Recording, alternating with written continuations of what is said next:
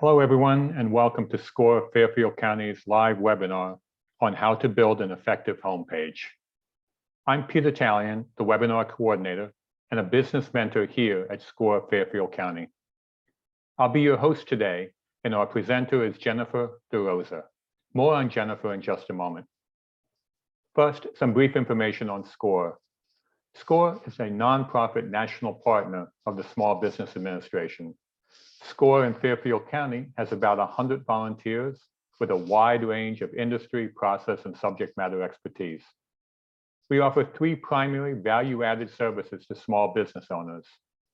Number one, free one-on-one counseling, face-to-face, video, telephone, email, which can be accessed via Request Mentor link on our website or via the link on the screen.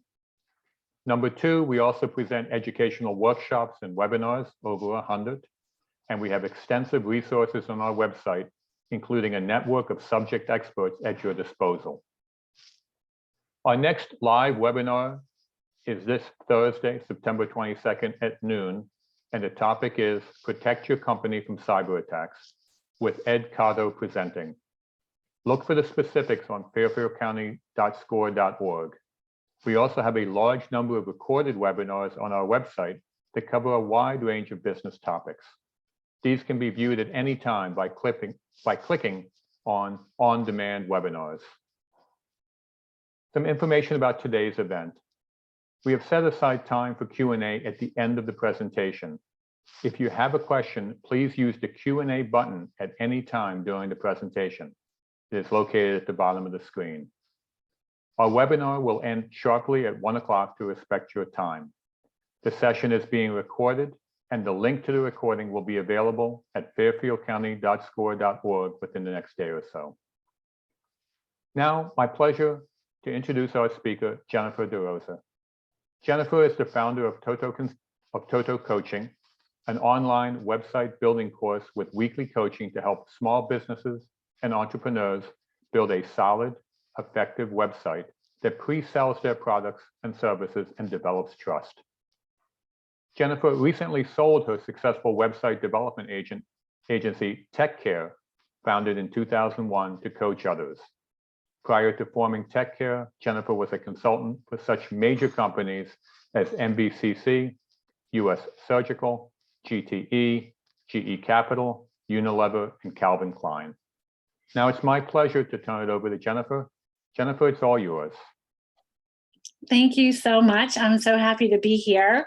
And we have a lot in store for you. So I'm going to go over a little bit about how to build an effective homepage and best practices in order to keep visitors on your website. So, hold on, I'm just switching slides here. Here we go. So in this webinar, what we're going to cover is who we are, the purpose of a homepage. It does have a purpose, what content you should include on a homepage, and then how to structure an effective homepage. And you should be in this webinar if you already have a website and you want to make it better. If you're building or you're redesigning a website right now, or you're planning to build one in the future, or you're basically interested in this topic. As I was introduced, I'm Jennifer. I have been building websites since basically 1994. I learned HTML at Providence College. I took a class for fun in the evening because it seemed interesting to me. Not a hobby, but this fun thing actually became my career. I ended up going afterwards to the Chubb Institute of Technology in New Jersey. I graduated with my certificate and I worked for a consulting firm, Entex. I did IT support in the Fairfield County area for that firm, and I loved it. I worked both as a desktop technician and eventually I managed a help desk for a major credit corporation in Wilton. And I just want to say one thing. I wanted just so you understand who I am and why I love this so much is one of the things that I did there was I my favorite part of working there was as a desktop technician.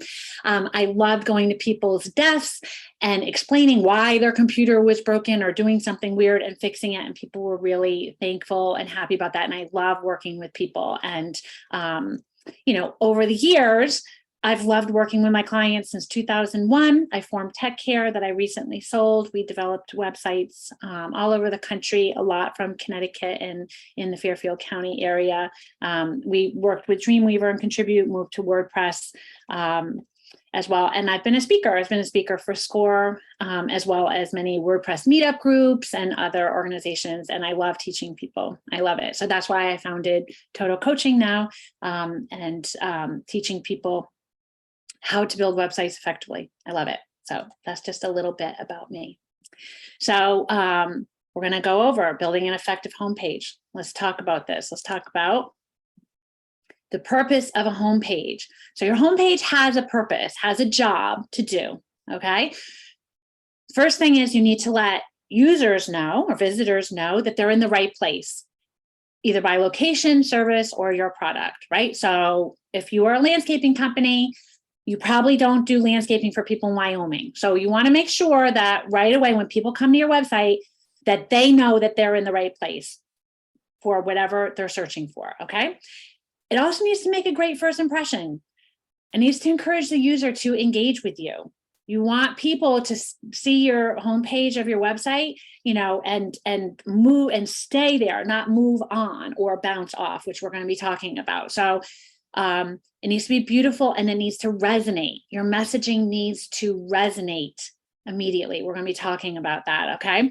You also want to show that your company is up to date with a modern website. If you are a dentist and you have a very old website, and I visit your website, I'm going to assume that you don't know the latest in dental procedures. I'm going to translate that feeling over to your business, and I probably am not going to go to you. I'm going to search for another dentist that has a modern website, because I feel that they stay up to date on modern technology, right?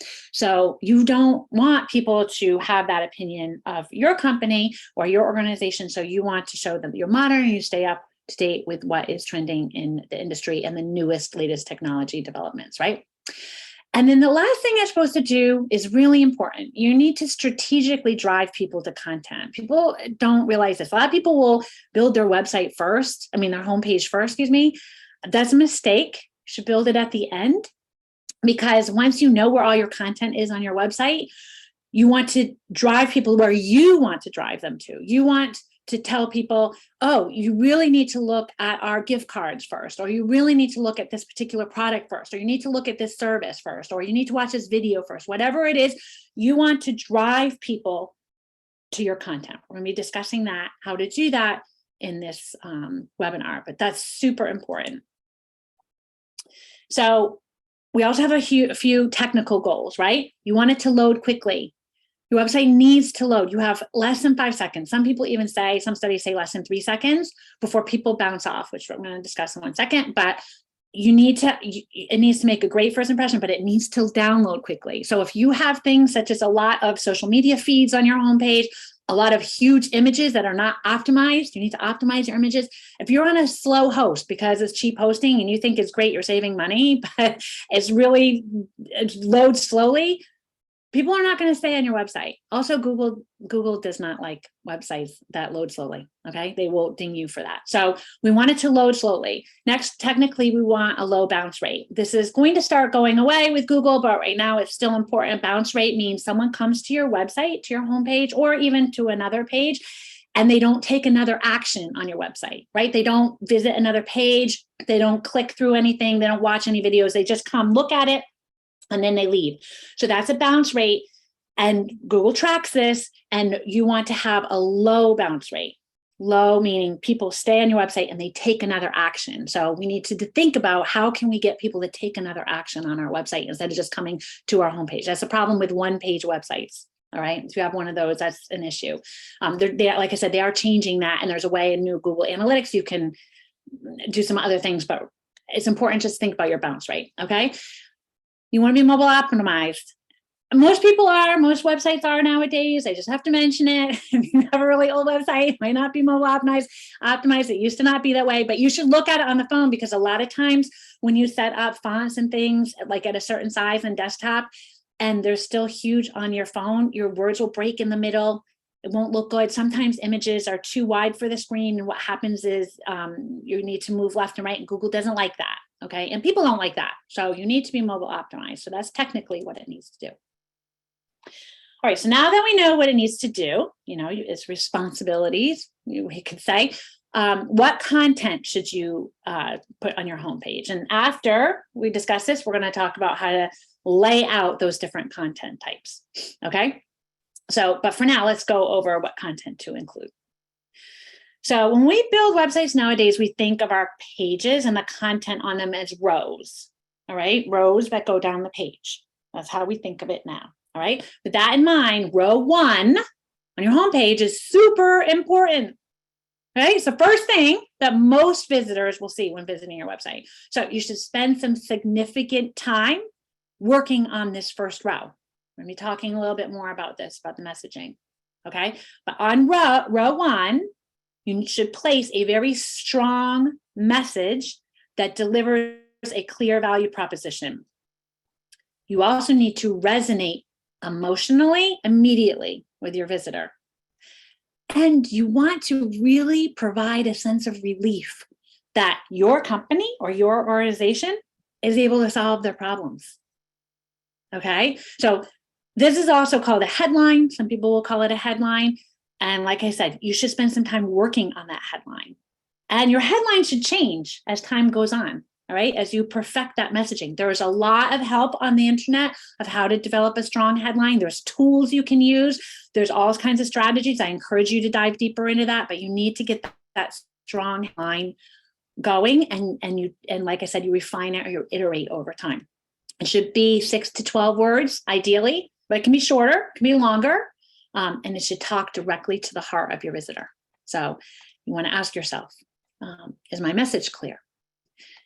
That's what you want to, that's one of the first thing. And then the second thing is, does it connect? Does my messaging connect with potential visitors or customers to my website, right? And does it answer these questions? Does it answer what the company is about, what problems they will solve for your visitor, and why someone should choose your company? Okay. Another way to come up with this messaging is to create buyer personas. That's one of the things we do with you. But creating a buyer persona, if you have not created them before, is an amazing exercise that will change how you do work with customers in your whole business. Your whole business. If you've never created a buyer persona, look it up. There's a ton of templates online. Highly recommend. I did mine years ago when I had Tech Care, and oh my gosh, it just changed my outlook on everything. So, but that will help you create that messaging on that first page, that first row. Okay, that's what it will do. So here's a couple of examples of homepage messages.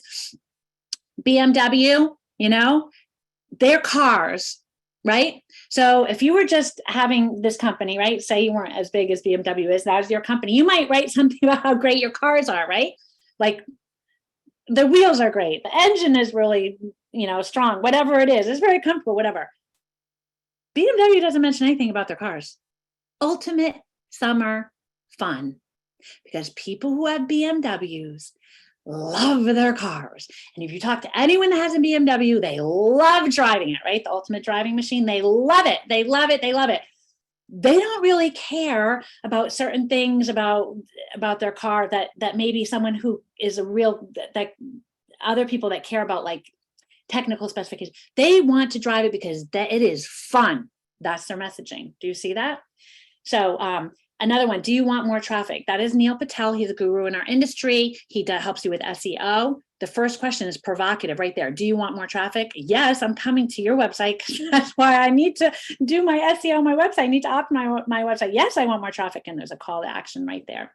Okay, so those are a couple examples of very strong homepage messages you see right at the top. You also want to include social proof. Okay, social proof is really a concept that says people want to do what other people are doing. All right, so if everyone is like loving some activity or some company or whatever, other people want to join in. That's social proof. Social proof can be testimonials, reviews and ratings, all right? Client logos, customer stories, awards or accolades, your certifications, numbers, numbers of how many things you've done in this and that area, articles in the press, and there's other things. Those are a couple examples. You want to add these items to your homepage. You want to have people know it is social proof so that people will feel that they are joining in with a lot of other people that are buying from you. And so that's what we want to do. So let's look at a couple specifics of that, right? So here we go. You see on the top left, we have these public service announcements, right? So these were, you can see first they have 4 sets of numbers. So, 606 million donated advertising value. So these numbers here mean something to the visitors when they visit their website. Social proof.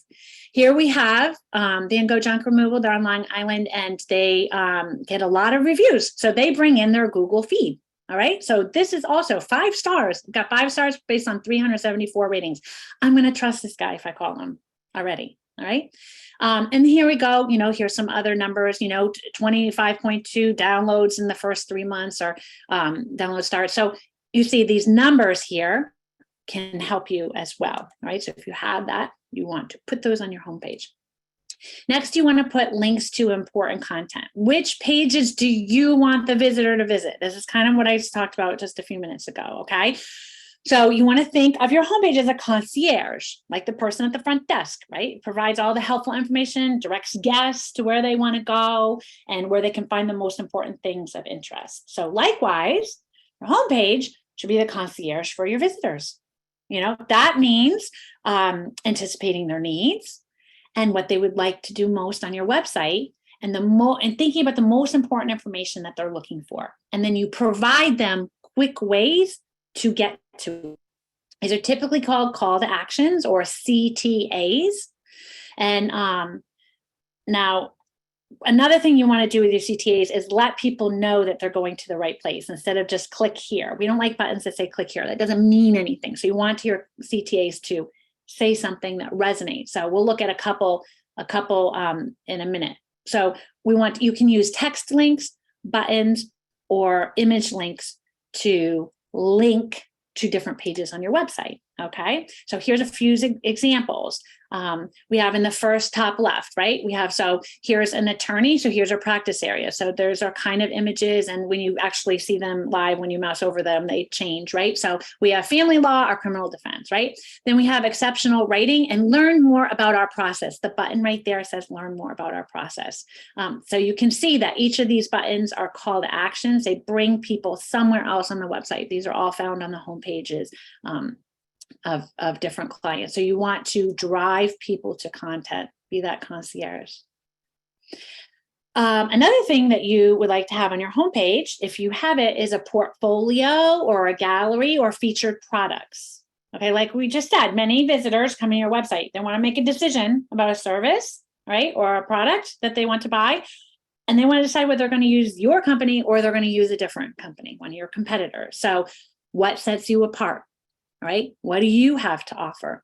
So what you would like to do, if you have photos or case studies or something, is show it to them. And the best way is to put this portfolio or hand picking. You can curate, the products that you're most proud of.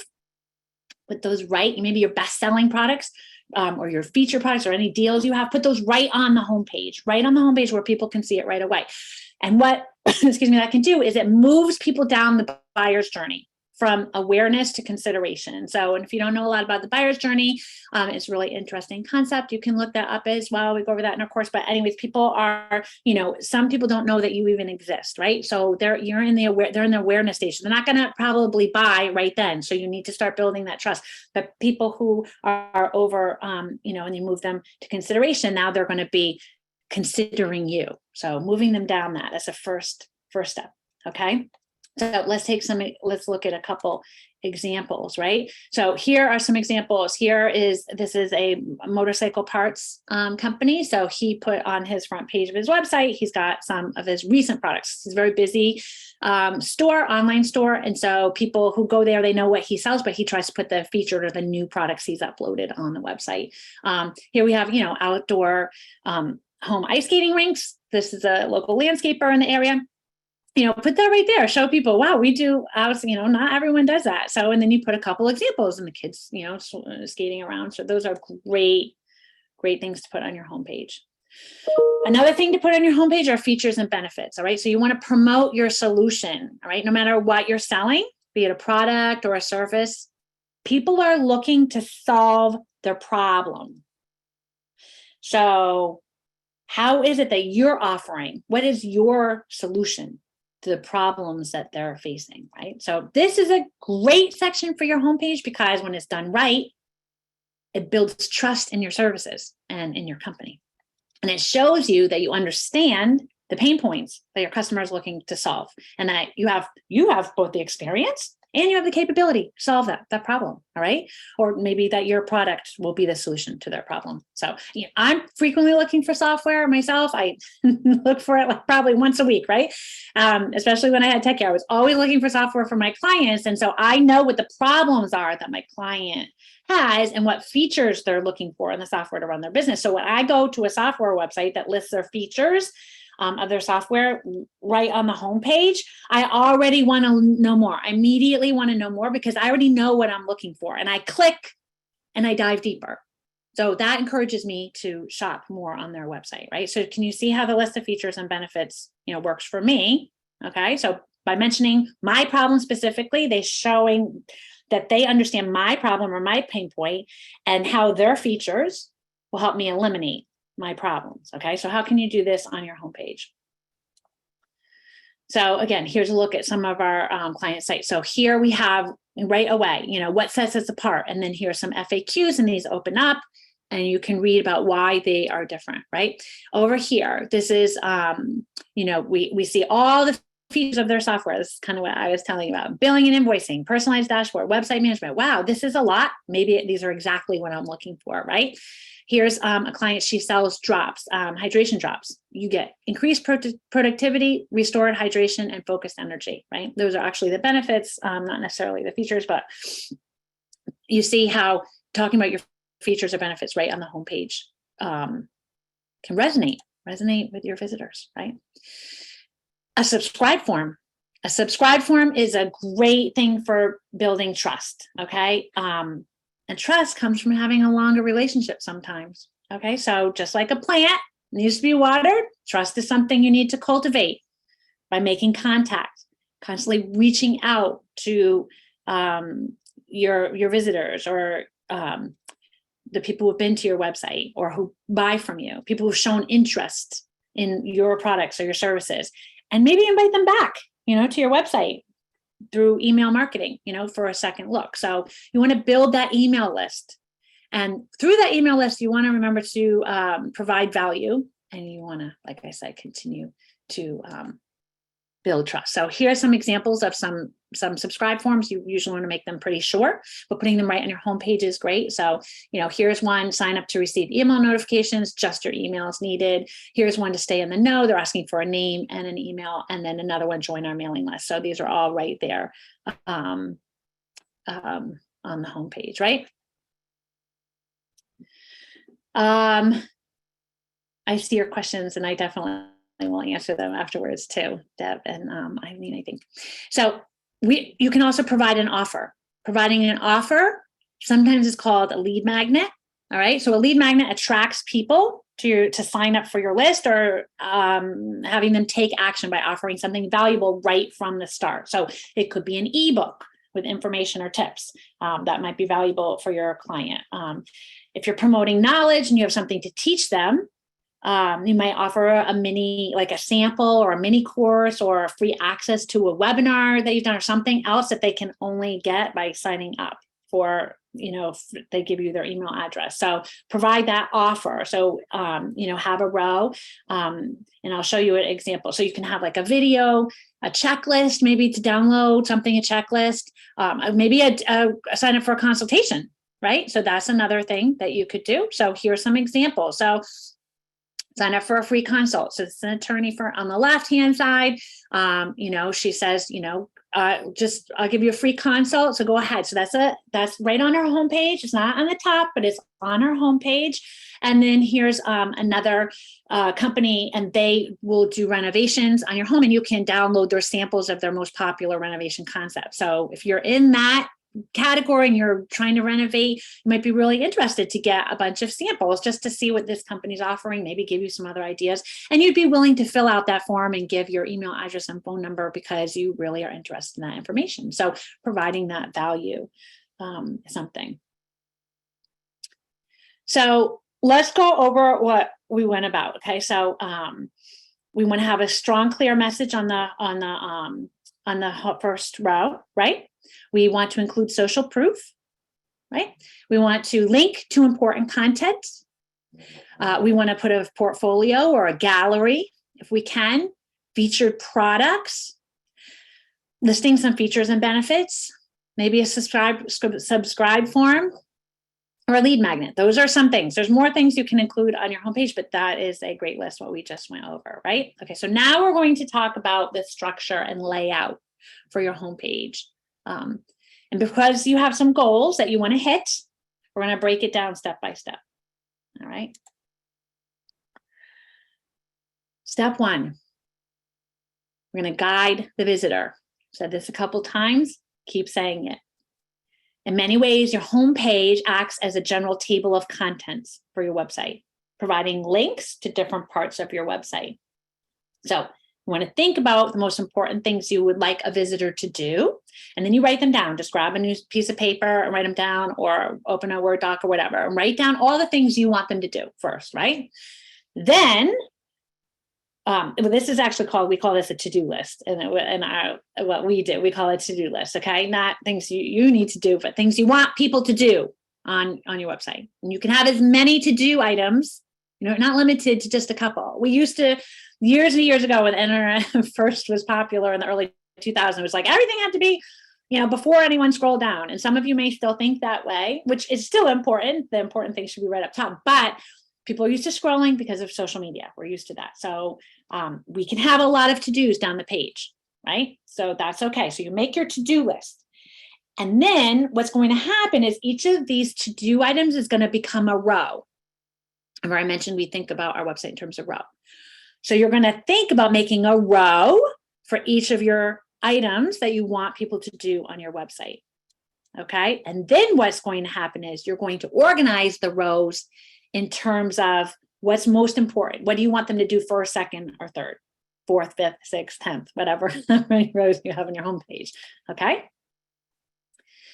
So here we go. I'm going to structure the homepage. So step one, we're going to guide the visitor. Oh, that is duplicated. Isn't that duplicated? We just did that one. Sorry. I'm sorry about that. I don't know why that got duplicated.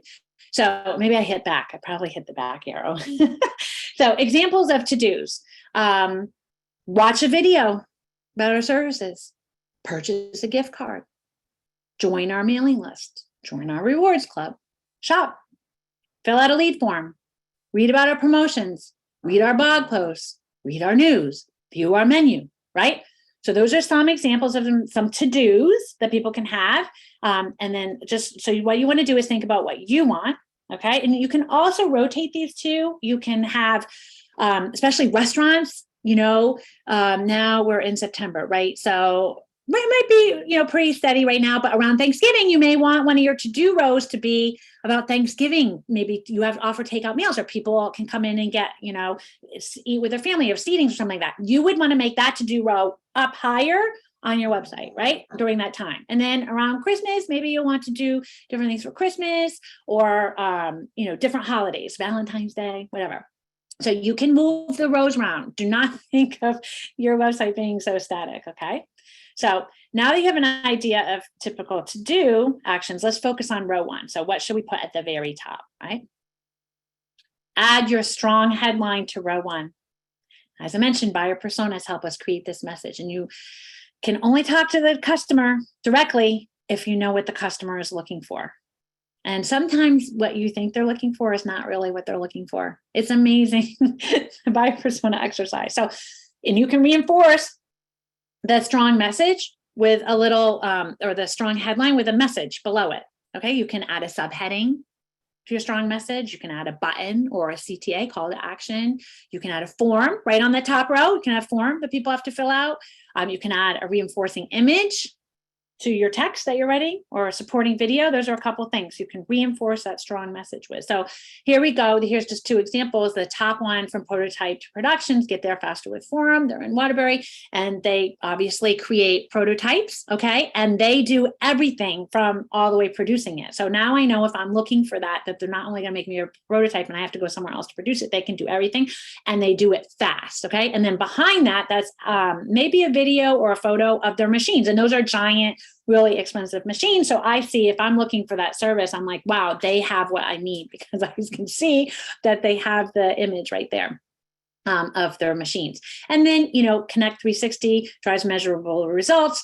And then these little things over here are little, you can mouse over them and they pop up and give you some more information. And it shows like their logo here, but it also shows this interconnectivity, which is one of the things that, is reinforces their strong message as well.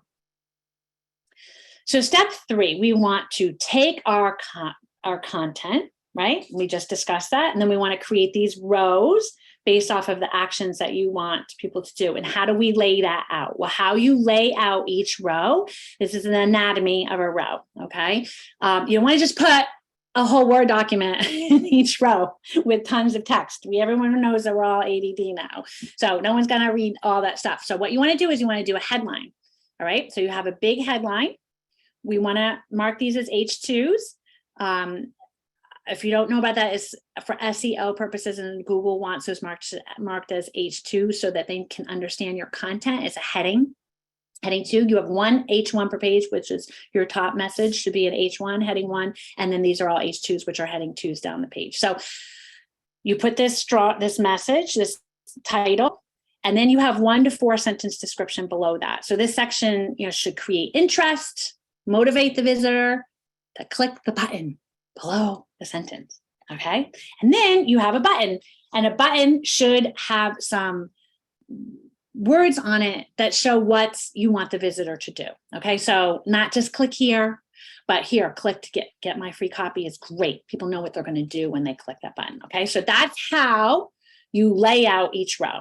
Okay, with your to-do list that you had already created that we did before. So here's some examples, right?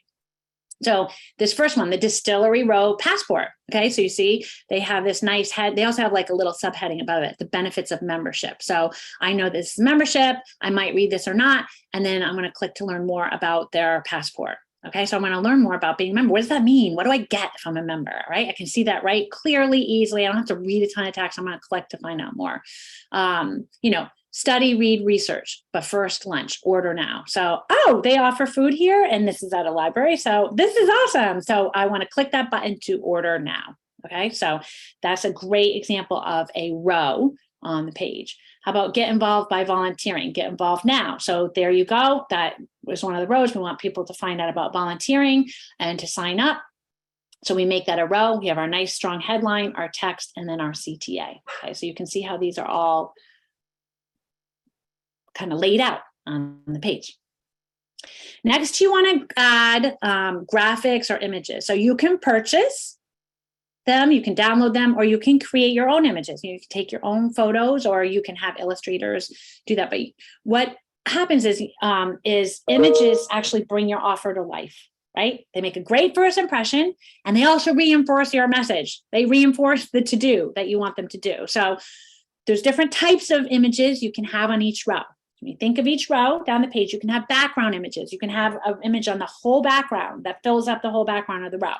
For those, you want to look for images either that the main part of the image you want people to look at is either on the left or the right, because then you can overlay text on top of it. And so, the text might be on one side and the graphics is behind the text, but what you're really looking at is next to it. Okay, so that's one way to look for background images, or it can be just an overall picture that people don't really need to look at, but it gives an idea, it gives a feeling, reinforces the feeling of that row. So if it's like a bookshelf, for example, maybe you are a library or a school and everything's organized really neatly, you can put a picture of a bookshelf on the background row, and people don't need to look at the books, what books are on there. That's not the point. The point is the words on top of it will be something about your book selection or how organized you are or something like that, right? So it should reinforce your message. That's what a background row can do. You can also include illustrations or icons next to each blocks of text, depending on the style of your website. So here are some examples of those, right? So this one here, nationwide coverage, right? So they're talking about their coverage that they have. It's nationwide. Well, what do they have right next to it? A picture of the United States, right? Most of it, right? Is the continents in the United States. And it looks like there's coverage there. And they had a big, strong 150 plus million. So this image reinforces nationwide coverage, right? Here we go, this software website, share forms, and then I can see what kind of like the forms look like over here.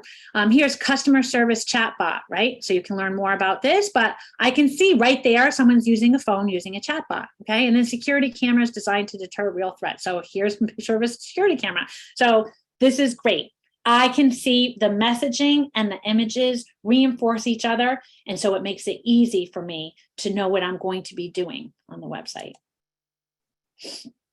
or what the website owner wants me to do. Now, we've considered a lot, right? In these last 4 steps, that doesn't mean your homepage needs to look like a mess, right? It's a homepage, not a hodgepodge, okay? So there's a handful of principles that we want to keep in mind when we build our website. We want to keep it simple. We want to keep it consistent. So the first thing we want to do is use concise messaging. Okay. There's a famous quote. I didn't have time to write you a short letter, so I wrote you a long letter. You heard that? So awesome. Like it's easier to over explain things than it is to say only what's necessary. It's very difficult to get concise. It's very difficult, but you need to work on that. Try harder. Some people are better than that and others. I'm not that good at it. So I rely on other people to help me get more concise. I'll come up with an idea and then I talk to other people. So for me, it's hard. So if it's hard for you, find someone to help you get concise. So make it easy for the visitor to understand. So this principle goes for all the call to actions, all the buttons, everything. We don't want too many buttons on your website. And what will happen is an overwhelmed visitor is going to bounce off your website. Okay. So you want to standardize your fonts and your colors and your sizes. You don't want to, we'll have people do quite literally, people would say, oh, this is really important. Can you put it in big red bold font, like right at the top? I'm like, we really don't recommend that. Like, no, we really want it. We want people to see it. And then like a week later, they're like, oh, this is really important. Can you put this in big red bold font there? Oh, can you make this orange? And then the whole thing becomes a complete mess, because if people are overwhelmed and you're not telling them what to look at, when there's everything to look at, there's nothing to look at. Okay, so we want to standardize our fonts and our colors. I know might have that inclination to make everything big and this bigger and that bigger. If everything's big, fine, have it all be big. I love big, giant fonts, but I have everything big, giant fonts. Okay, so keep it consistent site-wise. Okay, so I mentioned this before. I'm going to say it again. We want to build it last. All right, so we want to make sure that we know where all the things are on our website. It's easy when we build it last. It's hard when you do it first. Excuse me, I have to get some water. But if you know where everything is on your website, if you know all the pages and you have a feel for it, it's different when you make a website than when you have your business going like in our space of our world, right? In your office, when you put your whole business on a computer screen, you get a different feel for it. And so when you build that homepage last, it's easy to create those to-dos and it's easy to create those rows. Okay. It's much easier than doing it first. Okay. So you want to build it last. So now let's make it beautiful. First of all, you want to use vivid imagery. The power of great images cannot be underestimated. Your pictures can make or break your homepage. Okay. Pictures should sell the dream. So you want to use images. The customers can imagine themselves in there, right? They want to see these beautiful images. I want to look out my window when I'm washing dishes in the kitchen, and I want to see this in my backyard. That's what I want to see. I want to see this pool out my living room window. Okay. These are taken from a professional. As a client of ours, he is a professional photographer. If you have the money, spend the money on a professional photographer. I cannot stress that enough. You can take your own photos. I've worked with a lot of people. Some people take beautiful photos on the iPhone. You can do that. A lot of people would get pictures, especially like landscapers and stuff. There's like hoses draped in the picture, and the contractor's coffee cup. They didn't even like take covers off the umbrellas and the tables and things like that. So a professional photographer is going to look at that. They're going to look at the whole background of everything. They're going to look at everything. They're going to do the lighting, everything. It's a huge deal. So stay away from super stock images as well. We have a lesson on that we go over, but a lot of images look really stocky. Guess what? It erodes trust. It will erode trust, erode trust, erode trust. If you're using stock images that are horrible, just take them, just go to your website today after this and take them off. It's better to not have them than to have them there. They need to look like you took them or someone took them at your place, because people won't trust you if they see a stock image that you bought. Anyone can do that. Some person from another country that doesn't even have anything to do here could set up a sham website and put those pictures up. So don't do that. Take amazing photos. And like I said, hire a professional photographer if you can. I'm not a photographer, but it's a huge difference when we work on those websites.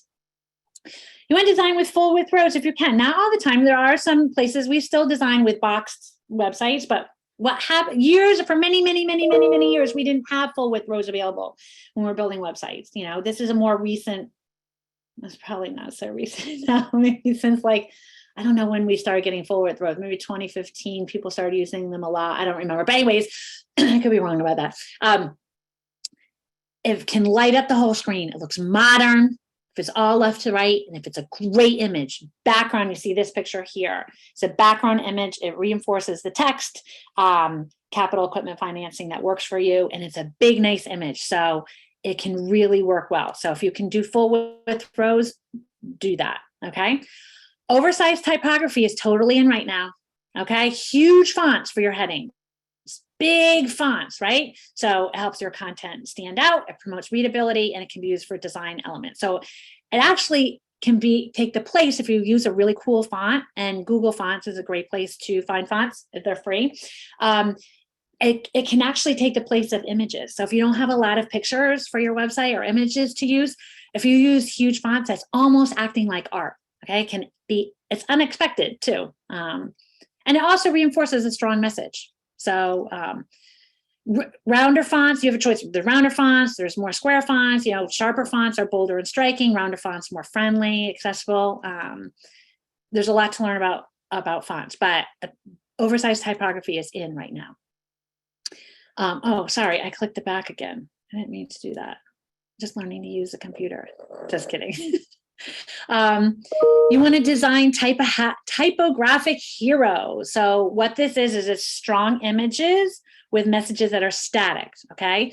So we use this term to describe an oversized banner. It's usually at the top of a website. It can be called a hero header or hero image. You will hear those terms. It's full width usually, goes all the way left to right. And when we place strategic, strong text on top of an image, we call it a typographic hero. Okay, it's a modern trend. It can look beautiful. If the image is good, it's not super stocky, and it's relevant, and then that the text is readable. Okay, so, and like I said, that strong message is important. Doing those buyer personas helps you determine that. Adding video down the page, right, is really great. And so these are interactive elements. These are really great, especially if you have a one-page website and you have Google Analytics 4, starting to measure that as an action that someone's taking on your website. So when I talked about the bounce rate before, if someone plays your video, they're not including it as a bounce anymore. And it can move them, like I said before, video from the awareness stage to consideration stage, right? So if you use quality videos, maybe that explain the benefits of your products or service, or you can show testimonials, video testimonials. It can take a person over the edge, right? And make them purchase from you. So there's different kinds of videos. You can have explainer videos, you can have testimonial. introductory clips, etc. So here's a nice one that's laid out, has a video, who is forum. They have some bullet points next to it, and you can play that video to find out if they're the right company, what you're looking for. Okay, so that's how to lay that out beautifully. See, I have our nice headline, our H2 checklist, and then the video right there, right next to it. Creating collages with illustration and shapes. This is something, it's called Memphis design.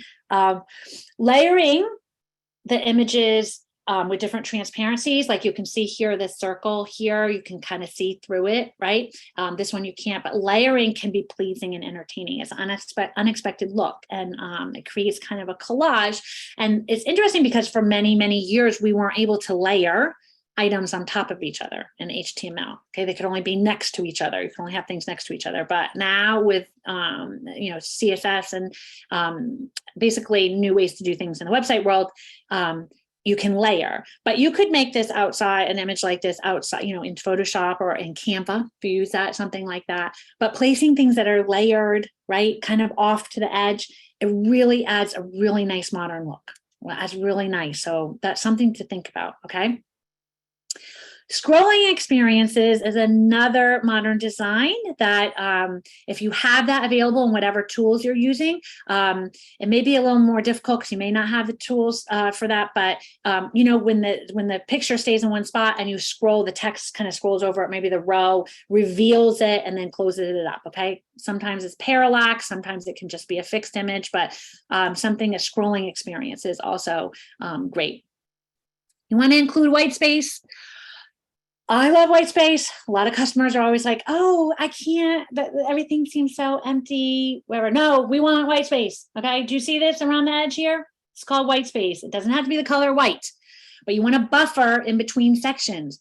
People are not going to read everything. See how this is more difficult to read because I don't have a lot of white space between all of these paragraphs. Okay. White space makes your text stand out and makes people notice it. It can be a logo, it can be text, it can be an image, whatever, but your eye goes right to what's inside the white space, and that's what you read. Okay, you don't want to jam all your content in there. You want easily digestible pieces of content to get your point across. So we work on that a lot here. Handmade graphics are an awesome idea. You can go on Upwork or Fiverr or whatever, and you can hire an illustrator, or maybe an illustrator in your area. This company right here, they didn't want to put pictures of their team, so they had an illustrator. They sent them pictures, make illustrations of them. Okay, that's fun. It's fun. It's different. It's unique. It adds a touch of whimsy. It shows that you actually care, right? Instead of just putting up pictures, you took the time to go out and find someone and draw these things for you. So if you care this much to put these things on your website, you probably care about your customers in your regular. That feeling will translate. And so you see here, these are two mascots that some of our customers have. So this is Denny, and he has a shield and everything. And this is Rhodey. And Rhodey, they do moving and things like that. So and they have different versions of their Rhodey and Denny around their website. So fun. So that's a great idea. So now it's time to get this done. So the number one trick to making it all this work is actually sitting down and doing it. So it's one of the things that we help people with in Total Coaching. So anyways, I hope you enjoyed this or got some information. And I see there's a bunch of questions in here. So I'd love to answer whatever ones. All right, well, thank you very much, Jennifer. If I can, I'll kind of moderate the questions, if that's okay with you. Yes. Okay, the first question that comes in from one of the listeners is, how do we bring in our Google feed to our website? And the second part of it, how do I connect to Google Analytics for our website? Great. I'm not exactly sure about the Google feed. Do you mean the review? So probably that's what they mean. Connecting Google Analytics. Okay, it's simple to do. It's not that difficult. You go to analytics.google.com and you want to set up an account. I just did a lesson on this. You want to make sure that you set this up under a professional email account. Please do not use your personal unprofessional Gmail account to set this up, because then every time you work with someone, they're going to see that. So you want to set up a professional Google account, it can be associated. It doesn't have to be a Gmail account. It can be your email, and you associate it with a Google account. And then what happens is you go to analytics.google.com. You create the account, you put in some information, it's going to ask you like your add the domain name and things like that, right? So you're going to put all of that in there, and then it gives you a number. And then on your website, you either need to do one, it depends on what platform you're using and what tools you have. There's different ways to do it. So one way is Google gives you a snippet of code that you just copy, and then you put usually in the header section of your website, and it will load on every page. It will fire off, and that's how you connect the two. Sometimes in WordPress, there are plugins that you can use. So you install this plugin and you simply enter in your number, your ID number there, and that will connect both of them. I also want to mention Google Search Console. If you're not using Google Search Console, oh my gosh, it's awesome. Google Analytics is good for data of like where people are coming from, the device they're using, and all that, and how long they stay on your website. Okay, so once they're there, Google Search Console tells you all the words that Google has you indexed for, and then what people are searching for and where you are in search, what position you're in for search, how many times people have clicked on it is so awesome. So you set it up the same way. To getting the reviews on really quickly, you usually need to use a tool, some kind, your platform may have a tool that lets you connect your reviews. You have to have a Google My Business. Well, it's called Google Business Profile now. It was Google My Business. So you just connect the two. It really depends on your platform for that. Okay, great. Let's turn to another question. Can you give a basic definition of the difference between a landing and a home page? Oh, great question. A lot of people throw this word around. You've heard landing pages, and funnels, right? You hear that all the time. So a landing page, yes, can be your homepage, right? It's any place where people are going to go first, where they're going to land, all right?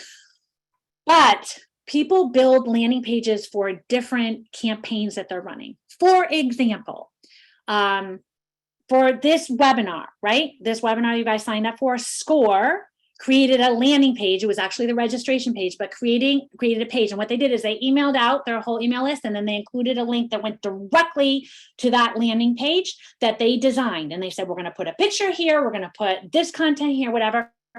And it's usually for a call to action. So maybe you have a promotion that you want to run, or maybe you have a checklist you want to give out for free.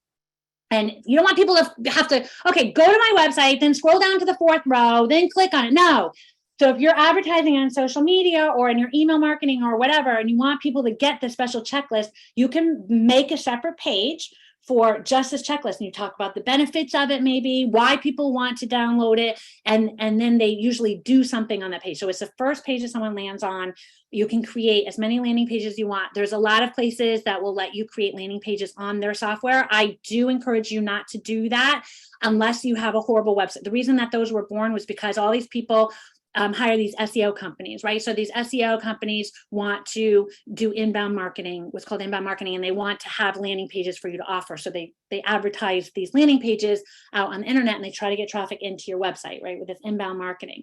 Well, if you have a horrible website, the SEO company, it can't build on your website, and they're not going to have you redesign the whole website. So they say, oh, it's just really easy. Just go over here and build your website, your landing page on these other platforms. Well, guess what happens? You don't get any of the SEO benefits. So say you get a ton of traffic for that. Google doesn't know about it because the other domain is getting all your credit.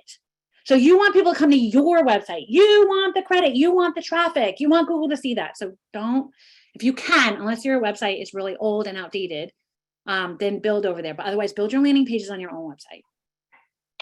So let's talk about opening page. Another question came in from a listener. How long is a really powerful opening page? Mine has many of these things, but it means a person must scroll a long way. So can you talk about scrolling and how much content they should have on their homepage? You know what? I don't think you can scroll too long as it's not, it can't look messy. It needs to look simple, consistent fonts, consistent like kind of things down the page, and a lot of white space. And if you are doing that, it's fine to have a super long homepage. It's not you don't want to overwhelm. You absolutely don't want to overwhelm. But how do you overwhelm when you have a lot of content on your webpage? You don't add you want to have like on the top and the bottom of each of your text, at least 80 pixels, maybe even more between each section. You want to have this nice flow down the page. People don't mind scrolling. They don't mind it. But if you have everything jam-packed together, people can't see it. And then they're going to get irritated. So long is fine. I don't think there's anything. Some of these pages you see are super, super, super long. Just add that white space, be consistent, highlight the text you want, add the supporting images. Very good. Our next question is the H1, H2, et cetera, automatically applied on hosts such as No. Wix or Squarespace? No, they're not. No, you have to, never, it's never. You have to tell it to be an H1 or H2. And there's rules around that. Don't just willy-nilly start installing. I think sometimes you have to purchase like an add-on in order to get that ability to do it. You have to tell it to be a heading. And headings are also used for accessibility. So if you have people coming with disabilities to your website, you want to use headings correctly. And you want to also put your keywords in the headings. So that's one thing we also go over. I have so much stuff in my head I want to tell you, right? So you need to do your keyword research. You find out what your keywords are. You might think you know what the keywords are, but it needs to be things that people are actually searching for. So you may think your keywords are one thing, but people are actually searching for other things. So you do keyword research, you find out your keywords, and then you want to put those, you assign usually one keyword to each page. And on your homepage, you want to have those keywords in those headings. And then you want to use them one H1 per page. That's usually at the top. And then you use H2s down the page, and then you can add H3s, but you don't want to go H1, H3. Right? You want to go H1, H2, H3, and you can go down to H6. A lot of people don't. We rarely use even H3s, really. H3, H4, H5, H6, but you can use them. But they're not automatic. You have to do it. Very good. Our next question is, who do you recommend to help create a logo?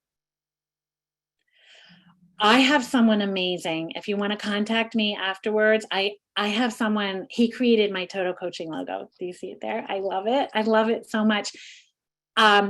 It was a bit of money. I'm not going to say it was cheap, but the process he takes you through and how he does this whole storyline, it was amazing. He's done it for some of my other customers. And I said, when I started this company, I'm using him. You can get a logo done for what, like $99. You can go there, spending a couple $1,000 is more like you're going to get a better result. It's going to last you for a long time. It is your business card. I honestly believe in spending a little bit of money. If you are a real business, put your money where your mouth is and get a good logo. Because if you say you build a huge company, I never thought I would sell tech care, my old company. I had that one professionally done as well. But I never thought I would sold. I never. You may never think you're going to sell it. Guess what? One day you may want to sell it. And the logo represents that. So think big. Don't think little. So get a good logo. So I do, if you want to contact me afterwards, I do have someone I can recommend to you. Very good. Can you kind of just bring us to a closing in terms of the top 3 things, messages that people should get from today's presentation? What are the top 3 they should walk away with? Come up with your strong message for your homepage that resonates with the visitor. You need to understand what resonates, what their real pain points are, and develop that strong message and put it right at the top. It takes time. You're not going to come up with it in 5 minutes. Okay. It will probably take a couple weeks visiting, revisiting, and thinking about this, developing your buyer personas and working on writing that short letter instead of that long letter. Okay. So there's tools that can help you. We help people, but that's the first thing. Having it, your homepage be driving people to the content that you want to. Like I love using the example of Dunkin' Donuts. They have a great homepage. They want you to do certain things and they want you to do them order. You can go to their homepage after this and look at it. They usually want you to join their membership right away. Then they want you to look at their menu and they want you to buy a gift card. They tell you what they want you to do. So you, as a business owner, organization owner, should decide what you want people to do on your website, right? So that's why we build it last. And so you come up with those strong messaging. Drive people to where you want them to go, right? And then the last thing is kind of that overall aesthetic. that has to do with being consistent in your fonts, having your rows laid out beautifully, using that photography that really supports the messaging but is beautiful, and using the white space. So I think those would be the 3 things that encompass everything. Well, thank you very, very much, Jennifer, for a very, very information-rich and a very, very enjoyable presentation today. As a reminder, a recording of this webinar and the materials will be available within the next day or so on the fairfieldcounty.score.org website under on-demand webinars. Our next live webinar is this Thursday, the 22nd at noon, and the topic is Protect Your Company from Cyber Attacks. Look for the specifics on our website. Again, SCORE offers free individual counseling, so please use the link on the screen or visit our website and click Request a Mentor. And we really would appreciate if you would fill out your evaluations that have been sent at the end of this webinar. So on behalf of SCORE, I'd like to thank you for attending. And Jennifer, thank you so very much for presenting today. It was very, very valuable. And that concludes our website. That concludes our webinar today. And thank you very, very much. Thanks, everyone.